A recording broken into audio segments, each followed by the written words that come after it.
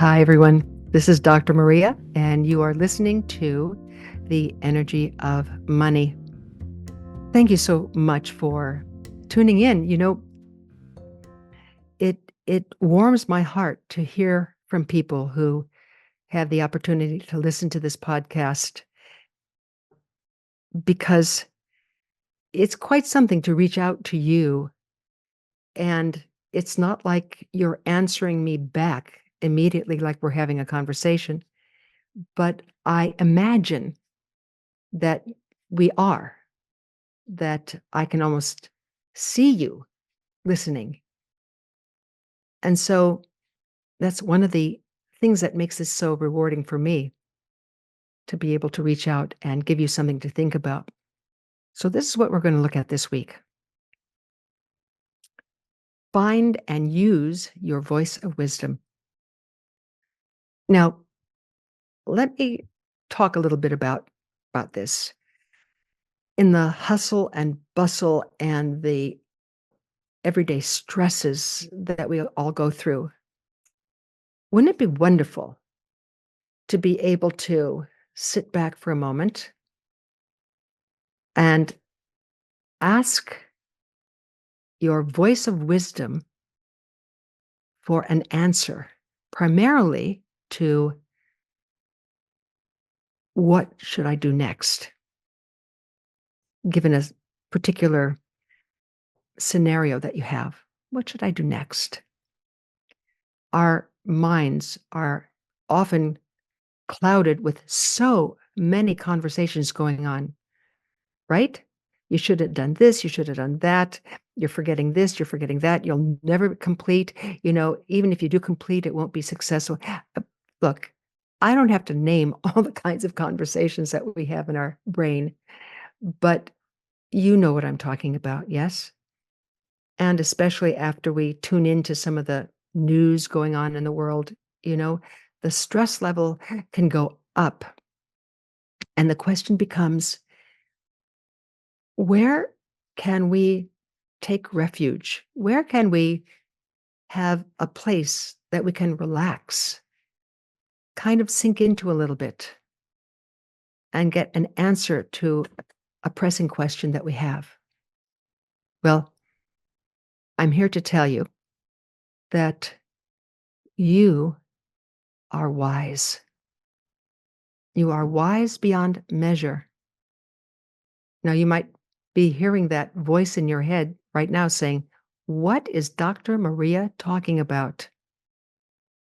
But I tell you, and I've worked with a few thousand people at this point.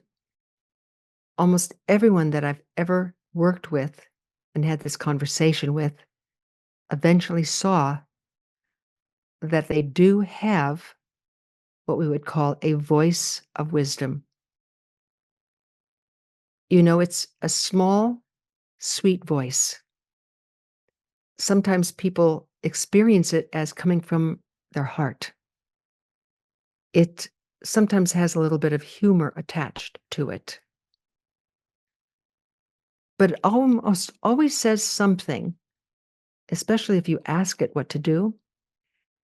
It gives you an answer, which, if you listen to it and follow what it has to say, you will be successful. Now, before we go on, let me remind you of the definition that I use all the time about success. Success is doing what you said you would do consistently with clarity, focus, ease, and grace. Where clarity is about being clear about what's important to you, including being clear about what to do next. Focus is about learning how to focus your attention on what's important to you without getting distracted by so much of what we can hear on social media, on the radio, wherever it is that we pick up the latest news. So, to be able to focus on what's important is it's such a skill set. It's something that we can all learn. Ease Remember, I said clarity, focus, ease. Ease is about learning how to take small, sweet steps. Research has shown that whether it's losing weight, whether it's writing a book, whether it's doing almost anything, if you promise small, sweet steps, you'll pretty soon you will get to the end of the journey. You'll get your goal. You won't be overwhelmed. You won't feel overworked because you're taking small, sweet steps, not these huge, humongous steps, which at the end of the day leave you exhausted. Clarity, focus, ease, and grace. What's grace? Well, one of the definitions of grace is our ability to see the blessings that already surround us. And the gateway to grace is gratitude. Now, clarity, focus, ease, and practicing gratitude. I often say to people, why not keep a little notebook by your bed? And at the end of each day, just jot down 3 things for which you are grateful. Don't edit, just whatever occurs to you. Even if it sounds illogical, it doesn't matter. What is it that you're grateful for? Because you see, what you're doing is training your brain to look for signs of blessings that are already in your life. Like for me right now, a blessing is the ability to be talking with you right here and right now. So, your small, sweet voice of wisdom is always on your side. But here's the trick. You've got to do what it says to do. Why? Well, because it's usually the best solution. And in a minute, I'm going to tell you a story that happened to me when I didn't listen to my voice of wisdom. And then I'm going to give you some steps so you can coax your own voice of wisdom into talking to you. So the voice of wisdom occurs after you've allowed yourself to relax just a little bit. And if you don't do what your voice of wisdom says to do, number one, as I said, you may not get what you wanted. But number two, even more importantly, you'll find that your voice of wisdom doesn't come up so much anymore. I don't know why. I mean, I have a theory that it doesn't come up because at some level, you're not listening to yourself. So why bother? So let me give you a story about when I didn't listen to my voice of wisdom and what happened. About 40 years ago, I loaned someone $35,000 on an unsecured promissory note. Now, if any of you know about an unsecured promissory note, you know it's not worth the paper it's printed on. Not only that, I didn't know that person for more than about 3 months. Not only that, I didn't have the money. I borrowed it from an in-law at 10% interest because the man to whom I gave this money, and I say gave advisedly now, said I would earn 35% on my investment. Now, of course, it was a fraud. It was something called a Ponzi scheme. That's spelled Ponzi, in case any of you want to look it up. It's a kind of a pyramid where people at the top get paid by the people at the bottom who are, quote, investing in something that should be very profitable. But at some point, the money runs out and almost everyone loses. I think Bernie Madoff is an example of a most recent person who employed the Ponzi scheme and where billions of dollars were lost to people. Some people still recovering from that. But here I was many years ago. I was sitting across from this person at a restaurant in Sacramento. And, you know, I was about to sign my name to a $35,000 check. Okay. I had the pen in my hand and I had this check. I was, it was all filled out. It just required my signature. I heard this voice inside that said, "Don't do it." I stopped for a minute. I listened. The voice said again, "Don't do it." I said, "Ah, come on, it's a good deal," and I signed it. I didn't listen to my voice of wisdom. I lost all that money. It was an investment fraud. Once again, it was a Ponzi scheme. I had no one to blame but myself because at some level, I knew this wasn't a wise investment, but I didn't listen to myself. Has that ever happened to you? Come on, raise your hand. I know I can't see you, but raise your hand anyway. Has that ever happened to you? Of course, it may not have been $35,000, but it been, come on, a point at which you knew somehow you shouldn't do something or that you should do something and you just didn't listen to yourself. Those lessons are painful, but you see, I love Nelson Mandela's famous quote. He said, "I never lose. I either win or I learn." And I learned. Years later, I developed a course called You and Money for people like me who didn't listen when they knew they should have done something different with their money. And they went out and either lost the money, gave it away, did something, but their relationship with money was, as one woman said to me, it's like a one night stand. And it doesn't even thank me in the morning when it leaves me. So, yes, I learned from that, but, it was a hard lesson, and I'm here to tell you that you do not need to learn hard lessons anymore. Would that be okay with you? I mean, really think about this. Would it be okay if you didn't have life lessons kind of hit you on the side of the head, like these terrible wake-up calls?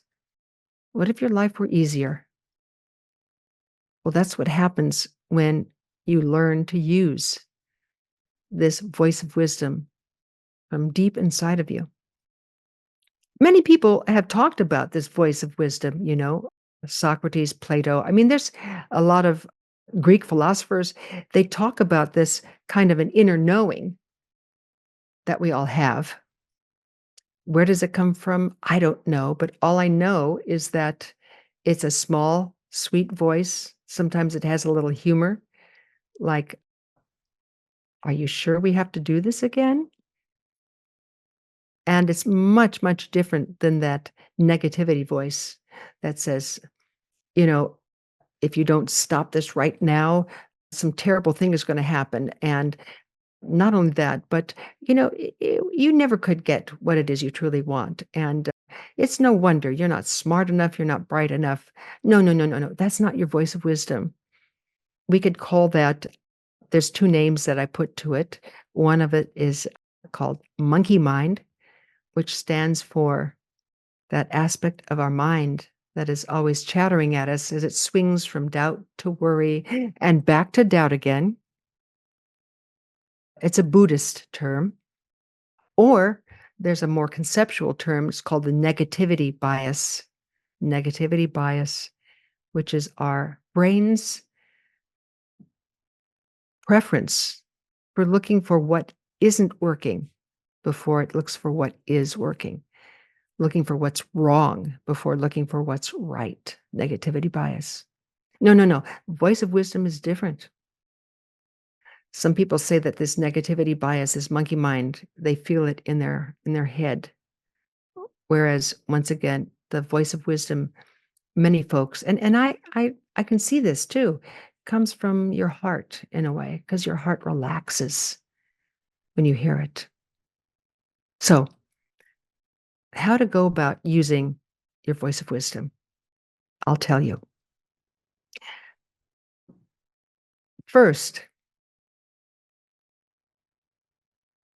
it's important for you to be in a situation where you need to make a decision or a choice, and you don't know quite which to choose, or you're not sure of which decision to make. Okay. And at the moment, you wish you could talk to someone else about it, but at the moment you don't have that luxury. You've got to make that choice or that decision. This is what you do. Number one, you prepare. How do you prepare? Well, get a 3 by 5 inch card. Now, if you're in Europe or Africa, it's going to be in centimeters, isn't it? But it should be a small card that you can print on. And I want you to imagine one person who has qualities or traits that you admire. For me, right off the bat, it would be Maya Angelou. Hmm? Who's it for you? Write down not their name, but write down the qualities or attributes that you admire in them. Like for Maya Angelou, I would say courageous, brilliant, and creative. Then you could look at a second person, just a second person. One is enough, but it's nice sometimes to have a second person. And for that, I would choose my Aunt Gloria, who's currently at this recording, she's 94 years old, bright as a tack. And it's wonderful because, next month I'm going to be 80 years old. It's amazing how time flies. And can you imagine being 80 years old and having someone still alive that can remember what you were like when you were a baby? When I see her sometimes, kind of she takes my she pinches my cheek and she says, "Oh, you were the cutest little baby." So my Aunt Gloria, what do I admire about her? She is generous. She's authentic. And she is brilliant. So I have a few of those qualities, yes?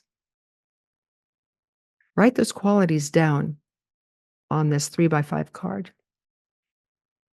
I want to say something to you about these qualities that you might not believe, but I'm going to say it anyway. And if you've got this on recording, you might want to listen to this 2 or 3 more times. Whatever qualities you wrote down just now, this is you. This is you. It's not what you aspire to. It's you. Because I didn't tell you who to write down, did I? No.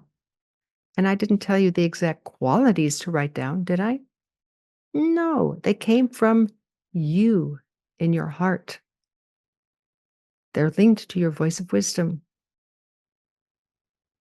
So, whether you believe that this is you or not, it'll still work. Okay?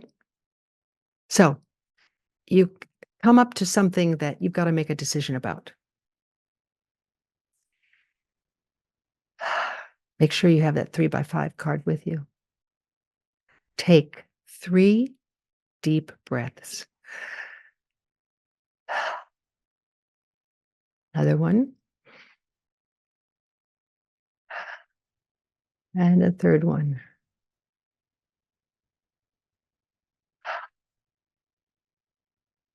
You're allowing your brain to slow down.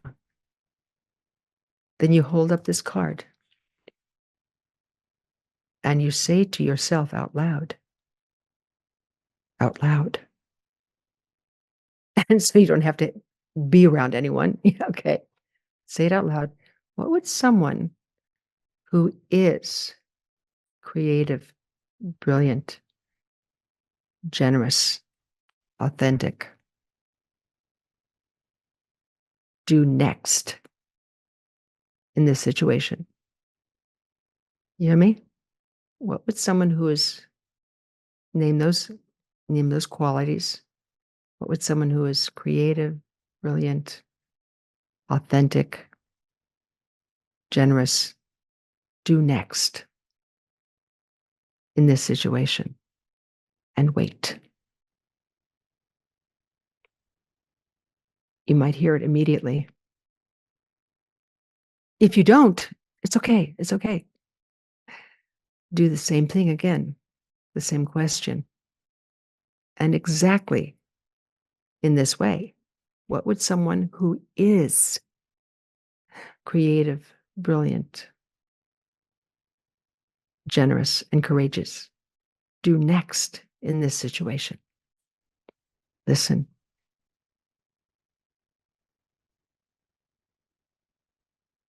And write down what you hear. Write down what you hear. But if you still don't hear it, this is what you do. Ask the same question. What would someone who is creative, brilliant, generous do next? And then take your pen in your non-dominant hand, in your opposite hand, and write the answer. The answer will come. I promise you. Why? Because it just does. You know, it's important to have those 3 breaths to begin with. And then gently ask that question. You're tapping into your voice of wisdom. But once again, here's the trick. Don't do what I did these many, many years ago when I signed that check anyway. Do what your voice of wisdom says to do. And I promise you, the situation or circumstance will begin to turn in your favor. Make sure, however, that you do what it says to do before asking any more questions. After you've done what it says to do, you may ask it again if you need to. Most of the time, people reported to me that the circumstance, they made the right decision, the circumstance opened or the situation changed, and they didn't need to ask their voice of wisdom again. But there may be a circumstance where you do what your voice of wisdom says, and then there's another question that you've got to answer. But you see what I'm saying? You're keeping in touch. You're doing so well by tapping into what is yours, your own pool of wisdom, your voice of wisdom. So try it out. Whether you have to make a decision about money, about a job, where to go for dinner. I'm just kidding about that one, but you know what I'm saying. All these decisions we've got to make, and sometimes it's like, I don't know what to do next. It's terrible. Well, now you know what to do next, okay? And so this is Dr. Maria saying, until we see each other again, or until you hear me again, I'm saying goodbye for now. Please tune into your voice of wisdom, okay? See you later.